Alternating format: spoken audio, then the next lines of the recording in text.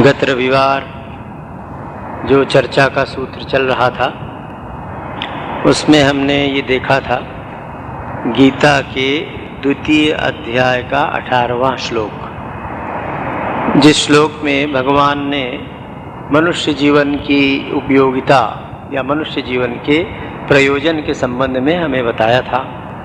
अंतवंत इमे देहा नित्यस्योक्ता शरीरिणः अनाशिनो अप्रमेयस्य तस्मात् युध्यस्व भारत। भगवान अर्जुन को माध्यम बनाकर हमें आदेश दे रहे हैं कि देखो तुम्हारी ये देह अंतवंत है, आने जाने वाली है, इसका नाश होने वाला है। इसलिए शरीर के नाश होने के पूर्व जिस उद्देश्य से ये शरीर हमें भगवान ने दिया है या प्रकृति ने दिया है उसकी पूर्ति कर लेना चाहिए। ऐसा यदि हम करेंगे तो क्या होगा? ऐसा यदि हम करेंगे तो जीवन में हमें पश्चाताप नहीं होगा। हमें सफलता मिले या न मिले ये दूसरी बात है।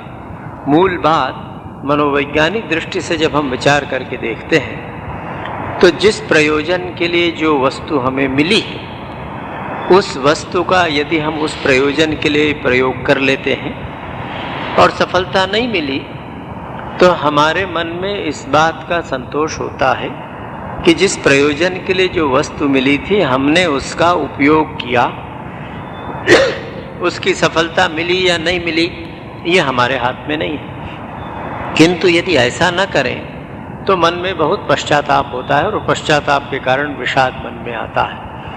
उस विषाद के कारण व्यक्ति टूट जाता है। जैसे एक विद्यार्थी है, उस विद्यार्थी को अपने किसी विषय की एक अच्छी पुस्तक मिली जिसमें व्याख्याएं हैं, जिसमें टीका टिप्पणियां हैं। अब आपने उस विद्यार्थी को ये पुस्तक दी और उससे कहा कि देखो तुम्हारे विषय की ये सर्वश्रेष्ठ पुस्तक है जहाँ तक परीक्षा का प्रश्न है, इसमें विस्तार से सब बातें टीका टिप्पणी के साथ बताई गई। उस विद्यार्थी ने प्रयत्नपूर्वक वो पुस्तक पढ़ी और वो सोचता था कि मुझे 75% अंक मिलेंगे तो अमुक विद्यालय में या अमुक नौकरी में मुझे जगह मिल जाएगी, मैं भर्ती हो जाऊँ। किंतु सारा प्रयत्न करने पर भी उसको 70% अंक मिले। तो एक विद्यार्थी जिसको आपने पुस्तक दी उसने पढ़ा नहीं, सोचा कि आखिर में देख लेंगे, और उसको यदि 74% अंक भी मिलते तो पश्चाताप में वो जलता रहता कि अगर थोड़ा पढ़ लिया होता तो मुझे 75% मिल जाता। दूसरा विद्यार्थी जिसने परिश्रम पूर्वक पुस्तक पढ़ी पर उसे 70% अंक मिला तो उसके मन में ये पश्चाताप नहीं होगा कि चलो भाई मुझे पुस्तक दी थी, मैंने पूरी तरह पढ़ी, हो सकता है मेरी कुछ योग्यता कम हो तो अगली बार और अधिक परिश्रम करूं। परिश्रम करके पुनः कर्म में लग जाएगा, पश्चाताप की ज्वाला से बच जाएगा। इस मापदंड को जीवन के इस क्षेत्र में भी लगाना चाहिए। और जीवन का ये क्षेत्र, आध्यात्मिक क्षेत्र, इस शरीर को भी क्षेत्र कहा है गीता के 13वें अध्याय में। तो इस बात का स्मरण कि भगवान ने गीता के द्वितीय अध्याय के 18वें श्लोक में हमको ये बताया कि तुम्हारी देह आने जाने वाली है, तुम्हारी देह नाशवान है, इसलिए इस देह के नाश होने के पहले इसका सदुपयोग कर लो। सदुपयोग क्या करो? युद्ध करो। किससे युद्ध करना है? गत रविवार इसकी विस्तृत चर्चा हुई थी। मूल बात यह है कि हमें अपने आंतरिक शत्रुओं से पहले युद्ध करना है। हमारी सारी समस्याओं का मूल, समस्याओं का उत्स हमारा मन है। ये बात हमें बार बार समझनी पड़ेगी। संपूर्ण हिंदू शास्त्र, वेद, उपनिषद, रामायण, गीता, भागवत, पुराण, सब ये बात एक स्वर से कहते हैं कि जीवन का सर्वस्व मन है। मन एव मनुष्याणाम कारणम बंध मोक्षयोः। मन ही मनुष्य के बंधन और मुक्ति का कारण है। तो ये सारी व्यवस्था मन को प्रशिक्षित करने के लिए है। मन कोई बाह्य वस्तु नहीं है। बाह्य वस्तु जो दिखती है बाहर से, ये पुस्तक दिख रही है, ये बिजली दिख रही है, वस्तुएं दिख रही हैं, ऐसा कुछ नहीं है वो। किंतु हम सब उस मन का अनुभव कर रहे हैं। तो इस मन को प्रशिक्षित करने का उपाय भी मन ही है और दूसरा कोई उपाय नहीं। बाहर की वस्तुओं से थोड़ी बहुत सहायता मिल सकती है, किंतु वस्तुतः मन को मन से ही प्रशिक्षित करना पड़ेगा। मन को मन के द्वारा ही समझाना पड़ेगा। मन का एक पक्ष या मन की एक वृत्ति जिसको बुद्धि कहते हैं, उस बुद्धि से या मन के दो भाग कर लें। एक भाग हमको आलस्य में लगाता है, हमको संसार के भोगों में लगाता है। उसी मन का दूसरा भाग कहता है नहीं, देखो गीता हमने पढ़ी है, गीता हमने सुनी है, उसमें ये कहा है कि मनुष्य की देह युद्ध करने के लिए मिली है। तो क्या रुपया पैसा मान पद किसी दल विशेष के लिए युद्ध करें? क्या हुआ? ये सब इसलिए कि आप हम सब साधक हैं और हमने ये समझ लिया है कि मनुष्य जीवन का अंतिम प्रयोजन है ईश्वर प्राप्ति का प्रयत्न। ईश्वर प्राप्ति तो लक्ष्य है, वो बहुत अच्छी बात है अगर मन में रहे, किंतु वो लक्ष्य ऐसा है जो हमें अधिक प्रेरणा नहीं देता है। ईश्वर प्राप्ति मनुष्य जीवन का लक्ष्य है, बहुत अच्छी बात है, किंतु हमारे जीवन में ईश्वर प्राप्ति का प्रयत्न अगर न हो तो वो लक्ष्य हमें प्रेरित नहीं करेगा। इसलिए उस लक्ष्य को तो स्मरण रखें, किंतु उसके साथ इस बात को स्मरण रखना होगा कि अभी वर्तमान में जिस स्थिति में मैं हूँ उसमें भगवान ने मेरे जीवन का लक्ष्य कहा है युद्ध करो। ये युद्ध क्या है? अपनी पशु वृत्तियों के विरुद्ध मुझे लड़ना है। तो ईश्वर प्राप्ति का प्रयत्न यदि ये हमारे जीवन का तात्कालिक लक्ष्य हो तो प्रेरणा मिलेगी कि आज तो करके देखें, फिर देखेंगे जो होगा। अभी तो ये हमको जो भगवान ने बताया करें, तो वही बताया गया। तो वो क्या? शास्त्रों के उपदेश, महापुरुषों की वाणी, अपने गुरुजनों द्वारा बताया हुआ मार्ग, कैसे युद्ध करना, यही अस्त्र शस्त्र हमारे पास है। शास्त्रों ने जो हमें बताया है, महापुरुषों के संगों से जो या उनकी वाणी से जो हमने सीखा है, और हमारे गुरु या गुरुजन उन्होंने जो रास्ता बताया है, उस रास्ते से हम युद्ध करना प्रारंभ करें, अर्थात अहर्निश प्रयत्न करते रहें, तो हम भगवान के इस आदेश का पालन कर रहे हैं, युद्ध स्व। आप सबको स्मरण होगा गीता में 3 प्रकार के श्लोकों की बात कही गई। एक तो घटनाओं के विषय में श्लोक कहे गए हैं, दूसरे श्लोक अब जो हम आगे पढ़ेंगे तत्व के विषय में है, और तीसरे ऐसे श्लोक हैं जिसमें भगवान का आदेश है। तो भगवान का इसमें आदेश है युद्ध स्व, युद्ध करो। तो ऐसा जब हम युद्ध करने का निश्चय कर लेंगे तो क्या होगा? युद्ध का प्रारंभ प्रतिकार से होता, किंतु दूसरा उसका पक्ष है सहकार। शत्रु का प्रतिकार और मित्र का सहकार, मित्र से सहकारिता और शत्रु से प्रतिकार।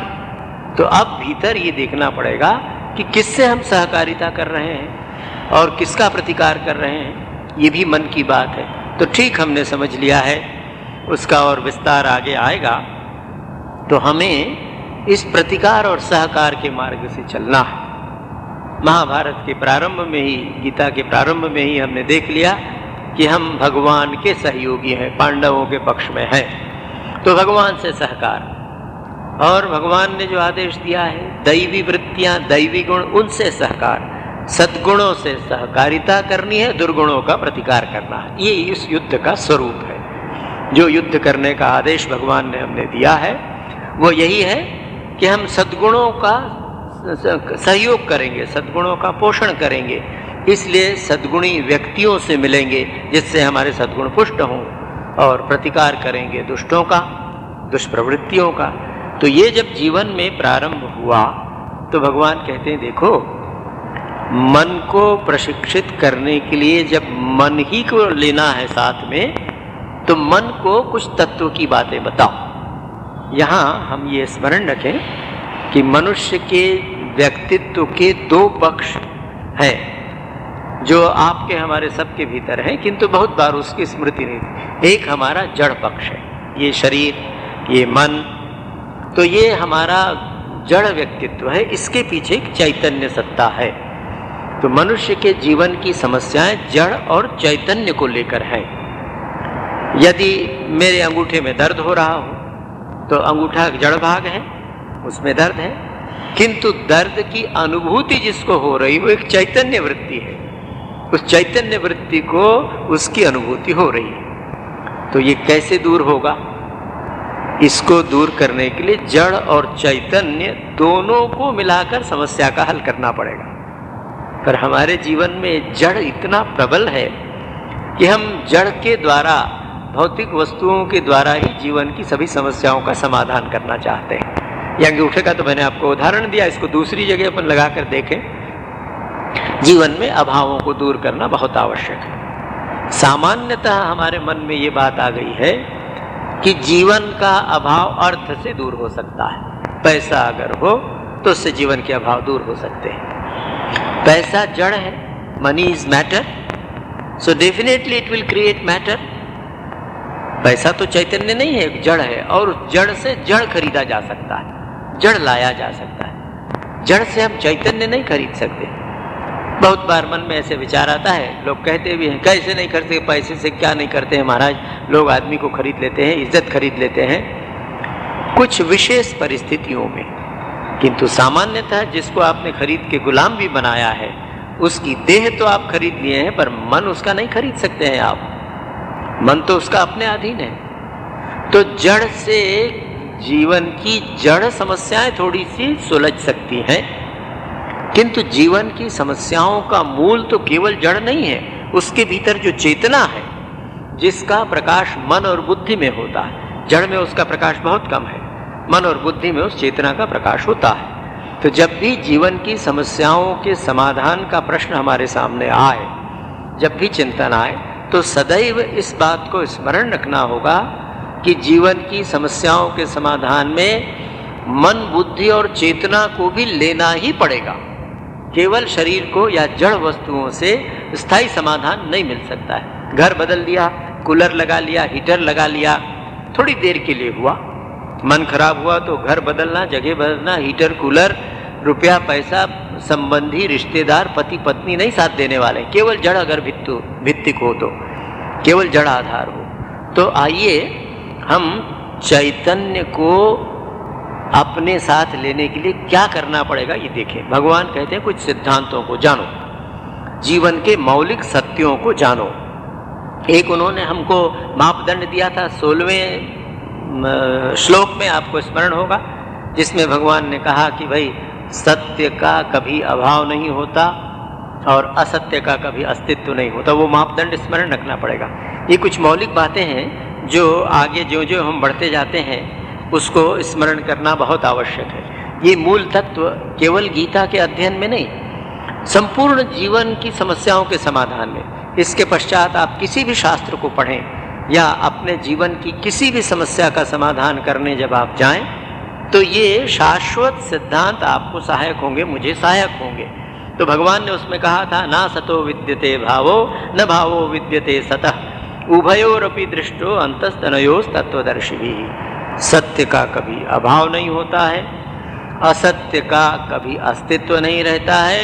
इन दोनों को तत्वज्ञानियों ने देखा है। तो अब उसी सत्य को भगवान आगे हमें बताते जा रहे हैं कि इस सत्य तत्व का, सिद्धांत का चिंतन करो, उसको स्मरण रखो और तब जीवन की समस्याओं के समाधान में प्रवृत्त हो, तो अवश्य समस्याओं का समाधान होगा। 19वां श्लोक, 19वें श्लोक में भगवान कहते हैं, य एनम वेत्ति हंतारम यश्चैनम मन्यते हतम उभौ तौ न विजानीतो नायम हंति न हन्यते। हे अर्जुन, जो भी व्यक्ति इस आत्मा या परमात्मा को मारने वाला समझता है या उसने वध किया है किसी का, ऐसा समझता है, ऐसा मानता है, और जो व्यक्ति इस आत्मा को मरा हुआ मानता है, दोनों ही सत्य को नहीं जानते। जो व्यक्ति सोचता है कि मैंने अपने शत्रु को मार दिया या इसको मारा, और जो ये सोचता है कि वो मर गया या दूसरा मर गया, ये दोनों व्यक्ति अज्ञानी हैं, जानते नहीं हैं। क्यों नहीं जानते हैं? इसलिए नहीं जानते हैं कि यह आत्मा न तो मरती है और न मारी जाती है। आप देखेंगे ये बात भगवान बार बार कहेंगे। अभी यहाँ से आप देखेंगे ये लगभग 11वें से लेकर 38वें श्लोक तक, ये 28 श्लोकों में भगवान ने इस तत्व ज्ञान की बात कही। उसी उसी की आवृत्ति है। तो बड़ा आश्चर्य से लगता है कि क्या बात है भाई, भगवान वही बात बार बार हमसे कह रहे हैं। उसके दो कारण हैं। एक तो ये कि जो वस्तु हमें प्रिय होती है, बार बार हम उसकी आवृत्ति करना चाहते हैं, बार बार उसका नाम सुनना चाहते हैं, उसको देखना चाहते हैं। दूसरी बात, जो बात हमारी समझ नहीं आती है, हमारे शिक्षक, हमारे आचार्य, हमारे गुरु बार बार उसको हमको बताते हैं। शिष्य के प्रति उनका प्रेम है तो बार बार समझाते हैं। इन दोनों कारणों से भगवान हमसे ये कह रहे हैं। तो इस 19वें श्लोक में भगवान ने हमें दो बातें बताई कि भाई जो मारता है वो भी गलत है और जो सोचता है मैं मर जाता हूं वो भी गलत है। तो इसका तात्पर्य क्या है? पहले का तात्पर्य कर्तापन की मैंने मारा, ये जो भाव है, तो भगवान कहते हैं देखो आत्मा में कर्तापन नहीं है। आत्मा कभी कर्तृत्व बुद्धि नहीं रखती। कर्तृत्व बुद्धि आप और हम में आ जाती अज्ञान के कारण। हमारे मन में हमने ऐसा समझ लिया है कि मैं ये कर रहा हूं इसलिए ये कर्ता बुद्धि आई, और जब कर्ता बुद्धि आई तो भोगना भी पड़ेगा, भोक्ता बुद्धि भी आएगी। हमारे दुखों का कारण ये कर्ता और भोक्ता बुद्धि है। वस्तुतः हमारा जो स्वरूप है, प्रत्येक वस्तु का कुछ ना कुछ स्वरूप होता है। एक तो रूप होता है जो बाहरी दिख रहा है, सोने के बहुत से जेवर बने हैं, माताएं बहनें पहनती, वो उसके रूप है। कानों का कुंडल है या हाथ का कंगन है या अंगूठी है, तो विभिन्न रूप हैं, किंतु स्वरूप था वो सोना है। तो वैसे ही हम लोगों के रूप तो अलग अलग है, किंतु स्वरूप क्या है हमारा? हमारा स्वरूप वही चैतन्य है। और वो चैतन्य कैसा है? अकर्ता है। वो कोई काम नहीं करता, कर्तापन उसमें नहीं। और कर्तापन न होने के कारण उसमें भोक्तापन भी नहीं है। भोक्तापन नहीं होने से उसमें दुख नहीं है। हमारे जीवन में दुख इसीलिए है कि हमें भोक्तापन है, तो सुख का भी अनुभव होता है और दुख का भी अनुभव होता है, किंतु अधिकांश में दुख ही हमारे पल्ले पड़ता है। इसलिए हमें जिस दिन ये मालूम हो जाएगा कि हम पूर्ण रूप से अकर्ता हैं और अकर्ता होते ही अभोक्ता हैं, तो संसार के सभी कर्म करते हुए, संसार में रहते हुए भी हम सुख और दुख के द्वंद्वों से मुक्त रहेंगे। कर्म सब होंगे किंतु इन द्वंद्वों से हम मुक्त रहेंगे। गीता की यही व्यवहारिकता है। बहुत से महापुरुष इस देश में हैं, हो गए हैं, आज भी हैं, जिनके जीवन में ये गीता फलित हुई है कि संसार का सारा व्यवहार करते हुए भी भीतर से वो शांत है, उनके मन पर उसका प्रभाव नहीं होता है। इसलिए कि मन को प्रशिक्षित करने के लिए सिद्धांत या तत्व की आवश्यकता है, और इन तत्वों को उन्होंने ग्रहण किया है। और एक तत्व ये है कि आत्मा अकर्ता है और आत्मा अभोक्ता है। उसको भगवान ने कहा है कि वो किसी को मारता नहीं है और किसी से मरता नहीं है। तो एक तीसरा तत्व यहाँ पर ध्यान में रखें जो इन दोनों के विचार से आया, जो हमारे स्वरूप का तत्व है। तो जब वो कर्ता भी नहीं है और भोक्ता भी नहीं है, तो इन दोनों को देखने वाला दृष्टा है। ज्ञान केवल आत्मा को ही होता है, इसलिए कर्तृत्व और भोक्तृत्व का ज्ञाता है, वो करने वाला नहीं है। यदि हम ये वृत्ति जीवन में दृढ़ कर लें धीरे धीरे धीरे अभ्यास के द्वारा कि मैं एक दृष्टा हूँ, ये सारा कर्म प्रकृति कर रही है और प्रकृति के द्वारा होने वाले कर्म उसके परिणाम भी प्रकृति को ही होते हैं, मैं तो केवल उसको जानने वाला हूँ, दृष्टा हूँ। इस प्रकार सुख दुख का भी यदि मैं दृष्टा हो सकूं, देख सकूं, तो उससे मैं मुक्त हो जाऊंगा। ये प्रयोग आप हम सभी कर सकते हैं। किन्हीं शांति के क्षणों में मन में अगर क्रोध आया हो, लोभ आया हो, कोई हीन वृत्ति आई हो, यदि हम दृढ़ इच्छा शक्ति पूर्वक विल पावर से थोड़ी देर के लिए उसको देखें, यदि मैं ये देख सकूं कि मेरे मन में लोभ जाग रहा है, तो लोभ की 50% शक्ति तो तत्काल समाप्त हो जाएगी। आप सब इसका प्रयोग करके देख सकते हैं कि हमारी वृत्तियों के दृष्टा जिन क्षणों में हम रहते हैं वो वृत्ति हमको प्रभावित नहीं कर सकती, किंतु जन्म जन्मांतर के संस्कारों के कारण हम क्षण भर में दृष्टि के साथ हो जाते हैं। ये दृष्टा दृष्टि नहीं रह जाती है। जो ही लोभ को देखा तो लोभमय हो जाते हैं, क्रोध को देखा तो क्रोधमय हो जाते हैं, और इसलिए फिर पागल हो जाते हैं लोभ क्रोध आदि वृत्तियों में। किंतु उस समय अगर हम दृष्टा रह सकें कि हाँ ये मेरे मन में उठने वाला लोभ है, मैं लोभ नहीं हूँ, मेरे भीतर जो मन है उसमें उठने वाला ये क्रोध है, मैं उससे भिन्न हूं। ये होगा इस तत्व के चिंतन से, क्योंकि मन से ही मन को सिखाना और समझाना है, तो ये सिखाने की प्रक्रिया है, सिखाने की वृत्ति है। तो ये हमें जान के रखना पड़ेगा कि मैं किसी क्रिया का कर्ता नहीं हूं, इसलिए किसी क्रिया के अधीन भी नहीं हूं। क्रिया का कर्ता प्रकृति है, इसलिए प्रकृति क्रिया के अधीन है, मैं उससे भिन्न हूं। अब भगवान कहते हैं 20वें श्लोक में कि जैसे 19वें में उन्होंने बताया कि ये किसी को मारता नहीं और मरता नहीं है, फिर से वही बात कह रहे हैं, न जायते म्रियते वा कदाचित नायम भूत्वा भविता वा न भूयः अजो नित्यः शाश्वतो अयम पुराणो न हन्यते हन्यमाने शरीरे। ये द्वितीय अध्याय का 20वां श्लोक है। द्वितीय अध्याय गीता का प्राण है, उसका सारा दर्शन, सारा तत्व उसमें आ गया है। ये सब चिंतनीय श्लोक है, इस पर गहनता से विचार करना पड़ेगा। विचार करते करते हमारा मन प्रशिक्षित हो जाएगा, और वो प्रशिक्षित मन जीवन में बहुत बड़ी संपत्ति, बहुत बड़ी उपलब्धि है। सभी आचार्यों ने, साधकों ने एक स्वर से कहा है। जैसे पुराने जमाने में सैनिक होते थे, तब तो मोटर गाड़ियां, टैंक नहीं थे, तो प्रशिक्षित घोड़ा उसका बहुत बड़ा संबल होता था, उसको युद्ध में विजयी बनाता था, उसकी बहुत बड़ी संपत्ति होती थी, जिसको वो लाखों रुपए में नहीं बेचना चाहता था। उसी प्रकार प्रशिक्षित मन मनुष्य जीवन की सबसे बड़ी संपत्ति, सबसे बड़ा धन है।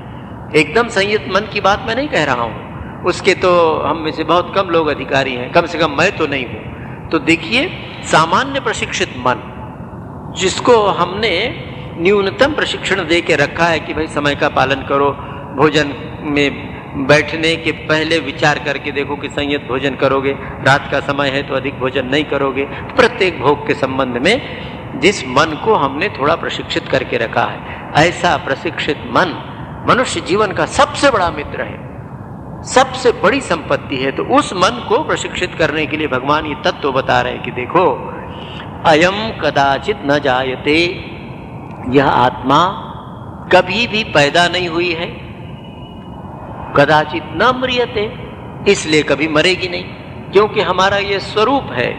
इस स्वरूप के विषय में जानना आवश्यक है, इसलिए आवश्यक है कि हम स्वरूप से कभी अलग नहीं हो। रूप बदलेगा, रूप तो इसी जीवन में बदल गया। 25 वर्ष में जैसे हम लोग थे, अब हैं क्या? ये बच्चियां अभी जैसी हैं 10 बरस बाद रह जाएंगी? ऐसी नहीं रहेंगी। तो रूप तो बदल रहा है, किंतु स्वरूप वही है। 5 वर्ष में जो स्वरूप था, 65 वर्ष में भी वही स्वरूप है, और इस स्वरूप से हम भाग नहीं सकते, बच नहीं सकते। इसलिए उस स्वरूप को पहचान के उसमें प्रतिष्ठित होना है। यही गीता का प्रयोजन है, रामायण का प्रयोजन है, उपनिषद का प्रयोजन है, सारी आध्यात्मिक साधना का प्रयोजन है, कि जिसके लिए हम विवश हैं आज इस जन्म में, 10 जन्म में। और यदि मनुष्य इस ओर विचार न करे, आसुरी वृत्ति में हो जाए, तो करोड़ों जन्मों बाद प्रकृति के आघात खाते हुए, प्रकृति की लात खाते हुए, एक न एक दिन उसको अपने स्वरूप में प्रतिष्ठित होना ही पड़ेगा। कोई विकल्प नहीं है। मुक्ति सबकी होगी, करोड़ों जन्मों बाद हो, करोड़ों कल्पों बाद हो, पर होगी। तो जब ये सत्य है, जब ये विवशता है, तो क्यों न प्रयत्न पूर्वक हम अपने स्वरूप में प्रतिष्ठित होने की कोशिश करें कि भाई उससे हम बच नहीं सकते, तो रूप को छोड़ें और स्वरूप का चिंतन करें। रूप तो भगवान ने दिया है, चलेगा। तो जो स्वरूप है, न म्रियते, मरता नहीं है। अयम भूत्वा भूयः भविता, ये आत्मा कभी बनाई गई या उसका निर्माण हुआ, या भूतकाल में कभी पैदा हुआ था और फिर से भविष्य काल में पैदा होगा, ऐसा भी नहीं है। उसी बात को बार बार कह रहे हैं, इसलिए कि हम किसी तरह उसको पकड़ सकें। फिर क्या है? अजह, अजह माने जिसका कभी जन्म हुआ न हुआ हो। अयम आत्मा अजह, जिसका जन्म नहीं होता। फिर कैसा? नित्यः, जब जन्म नहीं होता तो नित्य है। नित्य कहा भगवान ने तो भी शायद उनको संतोष नहीं हुआ। शाश्वत, अक्षय, नित्य तो है और एक रूप रहने वाला है, कोई परिवर्तन उसमें नहीं होता है। पुराणः, अनादिकाल से चला आ रहा है। फिर कैसा है? शरीरे हन्यमाने अपि न हन्यते, शरीर में परिवर्तन होने पर या शरीर के मरने पर भी ये नहीं मरता है। ये हमारा स्वरूप, ये हमारा वास्तविक रूप है। तो इस वास्तविक रूप का अभी हमें अनुभव नहीं है। इस अनुभव के लिए हमें विचार और कल्पना का आश्रय लेना पड़ेगा। भगवान रामकृष्ण देव के एक शिष्य थे स्वामी तुरायानंद जी महाराज, अद्वैत वेदांत के मूर्त स्वरूप। देह से अपने मन को अलग करने की उनमें शक्ति थी। तो बार बार अपने शिष्यों को कहते थे, अब उनके पत्रों में वो उपलब्ध है कि today's imagination is tomorrow's realisation. आज की कल्पना कल की अनुभूति होगी, इसलिए इस कल्पना का आश्रय लेना पड़ेगा और विचार का आश्रय लेना पड़ेगा। विचार और कल्पना के आश्रय के द्वारा हम मन को ठीक ठीक प्रशिक्षित कर सकेंगे। तो क्या कल्पना? इसी सत्य की कल्पना। आज सत्य की अनुभूति हमको नहीं है, किंतु सत्य के संबंध में सूचना हमको मिल रही है। भगवान कृष्ण ने अर्जुन को माध्यम बनाकर हमें इस सत्य की सूचना दी है। वो क्या कहते हैं कि देखो, यह आत्मा कभी उत्पन्न नहीं होती, कभी पैदा नहीं हुई है, कभी मरेगी नहीं, भूतकाल में भविष्य काल में कभी भी, हमेशा ये शाश्वत रहने वाली है, सदा रहेगी। और क्या है, पुरानी है, अनादिकाल से है, अनंत काल तक रहेगी। तो यदि इस तत्व का मैं विचार करने लगूं कि जब मुझे अपने जीवन की समस्या का समाधान करना है तो उसमें इस तत्व को मैं जोड़ूं कि जो मेरा जड़ व्यक्तित्व है, जड़ अंश है, वो तो कल नहीं रहने वाला है, किंतु स्वरूप शाश्वत है। तो ऐसा समाधान ढूंढ के न निकालूं जो थोड़े दिन के लिए चलने वाला हो, गलत उपाय से, अनुचित उपाय से, जड़ भाग अर्थात देह मन की तृप्ति के लिए अपने अनुचित उपायों के द्वारा कुछ समस्याओं का समाधान कर लूं, कपट छल के द्वारा या किसी का वध करके शारीरिक समस्याओं का समाधान कर लूं, शरीर और मन से संबंधित। तो ये वृत्ति हमारे जीवन में दुर्बल हो जाएगी यदि ये स्मरण रहे कि अरे मैं शाश्वत हूँ, मुझे इस कर्म का फल भोगना ही पड़ेगा, अभी नहीं तो इसके बाद, उसके बाद, उसके बाद। केवल ये विचार कि मैं सदा रहने वाला हूँ, नित्य हूँ, शाश्वत हूँ, पुराना हूँ, ऐसा मेरा स्वरूप है। तो ऐसी समस्या का समाधान ऐसा निकालूं जो शाश्वत चले, जो सदा के लिए समस्या मिट जाए, कभी मेरे जीवन में न बनी रहे। ये भगवान कहते हैं सृष्टि में जितने भी पदार्थ हैं आप देखेंगे उसमें परिवर्तन आता है। पहले तो जन्म होता है उसका, जायते, बच्चे का जन्म हुआ, झाड़ बीज लगाए, पेड़ हुआ, सभी चीज़ें होती, घर बनाया गया, तो जायते निर्माण हुआ, जन्म